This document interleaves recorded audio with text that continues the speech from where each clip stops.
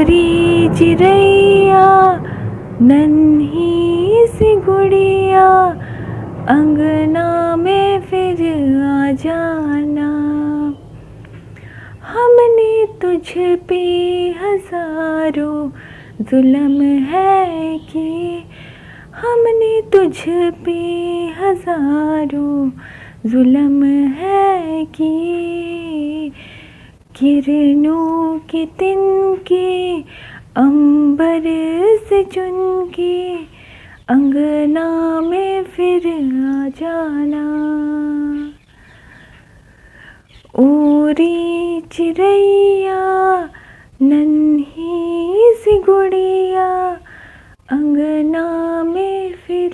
Hello दोस्तों, जैसा कि आप जानते हैं कि हाथरस का जो केस जो है अभी चल ही रहा था, कि उसके ऊपर मुद्दा बहुत सारा गर्म था कि अभी जो है निकिता सिंह नामक जो फरीदाबाद में रहती थी, एक आर्ट्स मतलब ग्रेजुएट की छात्रा थी, उनके साथ जो है किडनैपिंग का केस हुआ है। और वो जो जोड़ा जा रहा है लव जिहाद के साथ जोड़ा जा रहा है। लव जिहाद मतलब जो भी आपको पता है, एक समुदाय के जो लड़के हैं वो जानबूझकर हिंदू लड़कियों को टारगेट करते हैं। जो भी मुस्लिम लड़के हैं, ऐसा बोला जा रहा है मीडिया में कि जो टारगेट किया जा रहा है लड़कियों को धर्म परिवर्तन करने के लिए। सबसे पहले जो है लव जिहाद सच है कि झूठ है, इस विषय पे मेरी पर्सनल टिप्पणी क्या है मैं आपको बताऊंगी। कि जो लव जिहाद है वो सारे केस में सही नहीं होते और कुछ केसेस फॉल्स भी होते हैं। जैसे कि अगर कोई लड़का असल में मुस्लिम है, क्रिश्चियन है या फिर हिंदू है, वो अगर सच्चाई सब कुछ सामने रखता है और मतलब लड़की के घर वाले के सामने, और लड़की के घर वाले को अगर प्रॉब्लम नहीं है तो वो लव जिहाद नहीं हो सकता। लेकिन अगर कोई लड़का वो झूठा ज़बरदस्ती करता है या फिर जो है अपना नाम गलत बताता है, जानबूझ के अपने आप को हिंदू दिखाने की कोशिश करता है, और लड़कियों को आजकल जो है बहलाया फुसलाया जाता है, स्पेशली हिंदू लड़कियां तो झांसे में आ ही जाती हैं, तो वो ज़रूर एक लव जिहाद का एंगल होता है।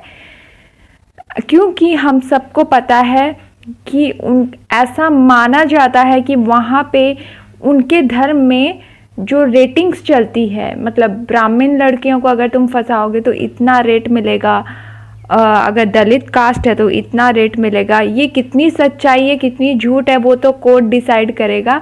हो सकता है ये अफवाह भी हो, लेकिन जहाँ तक अभी निकिता सिंह के केस में देखा गया है, ये सच्चाई निकल के आई है कि लव जिहाद हो सकता है। एक लड़की जो नहीं चाहती अपना धर्म परिवर्तन करना, जो नहीं चाहती है तुम्हारे साथ जाना, उसके साथ ज़बरदस्ती क्यों कर रहे हो?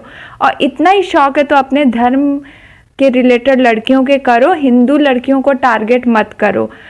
उनका बस एक ही जो एजेंडा है कि कैसे भी करके धर्म परिवर्तन कराया जाए।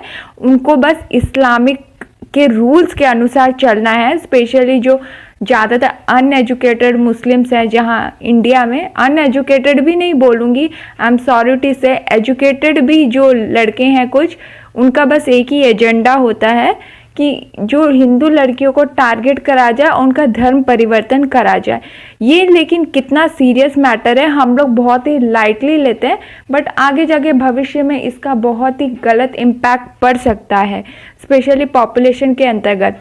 अब रही बात निकिता सिंह की, मुझे बहुत ही दुख लगा, बीइंग अ गर्ल बहुत ही ज़्यादा दुख लगा कि एक लड़की के साथ ऐसा हुआ। और हाथरस का जो केस हुआ था रेप केस, उसके बाद तो ये वाला भी एक नया आया है। मैं बस पूछना चाहती हूँ, इस देश में लड़की कब सेफ फील करेगी? आधी लड़कियों का तो इसलिए मतलब घर से बाहर निकलना ही बंद हो गया, चाहे स्कूल हो, कॉलेज हो, जॉब हो, इसी के चक्कर में।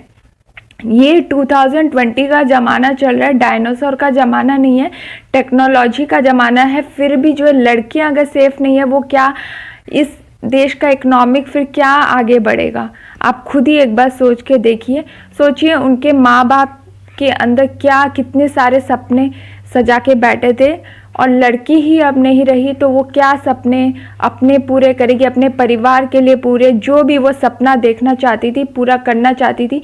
निकिता एक बहुत ही टैलेंटेड और बहुत ही एजुकेटेड लड़की थी, मतलब वो बहुत ही टॉपर अच्छी पढ़ाई में भी थी, वो आगे जाके कुछ बन सकती थी, लेकिन जो देखिए उनके साथ ये हादसा हो गया। कितना दुख का विषय है कि जबरदस्ती कार में लिया जा रहा है एक लड़की को, वो भी दिन दहाड़े, मतलब दोपहर का आई थिंक वक्त था, फिर भी उसको घसीटा जा रहा है। मतलब आप सोचिए दोपहर के वक्त में, तो लड़कियां रात में कितना सेफ है, 8-9 बजे, वो भी फरीदाबाद जैसे अच्छे एरिया, मतलब एक अच्छे सिटी में अगर वो सेफ नहीं है, तो आप सोचिए कितने रेप केस और मतलब लड़कियों से रिलेटेड दबाए जाते हैं। अगर कोई आदिवासी एरिया हो जाए या फिर कोई थोड़ा विलेज हो जाए, आधे केस तो मीडिया में आते नहीं है। इंडिया को ऐसे ही रेपिस्ट कंट्री नहीं बोला जाता है, जो भी टाइटल दिया जाता है वो सच्चाई की बेसिस पे ही दिया जाता है। अगर दिन दहाड़े, मतलब एक आफ्टरनून टाइम में एक लड़की अगर सेफ नहीं है, वो चल नहीं सकती है, उसके साथ ज़बरदस्ती हो सकता है, तो आप सोचिए वो रात में क्या ट्रैवल करेगी, क्या करेगी। मुझे नहीं पता ये कब ये देश सुरक्षित होगा। बेटी बचाओ बेटी पढ़ाओ, हमारे जो प्रधानमंत्री हैं और सीएम, अन्य सीएम कितना नारा देते हैं, बट फिर भी ये, लेकिन शुरुआत होती है अपने घर से। अगर आप अपने घर में संस्कार ही ऐसे देंगे, लड़कियों को रिस्पेक्ट करना नहीं सिखाएंगे, तो ये कैसे थमेगा? ये नहीं थमने वाला। जब तक आप अपने घर के लड़कों को बोलिए लड़कियों को रिस्पेक्ट देने, उनको संस्कार सिखाइए। और रही बात लड़कियों का कपड़े के कनेक्शन से, इससे कपड़े का कनेक्शन मुझे कुछ लगता नहीं है, क्योंकि जब निर्भया का केस हुआ था, वो एक सिंपल लड़की थी और उसने सलवार सूट पहना था, फिर भी उस रात हो गया। मुझे नहीं लगता इस चीज़ का कोई कपड़े से कनेक्शन है, बस मेंटालिटी से ज़रूर कनेक्शन है। मतलब मेंटालिटी चेंज करने की ज़रूरत है कि लड़कियां को कोई भी कपड़े पहने उसको रेस्पेक्ट से देखिए, ना कि उसका अगर शॉर्ट कपड़े पहन रही है तो बहुत सेक्सी है, या फिर अपने अंदर आप जोश ले आते हैं।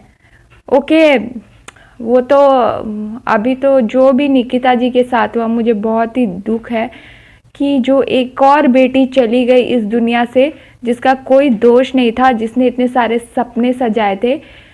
आई डोंट नो ये कब सुधरेगा। 2020 हो गया है, ये तो भगवान ही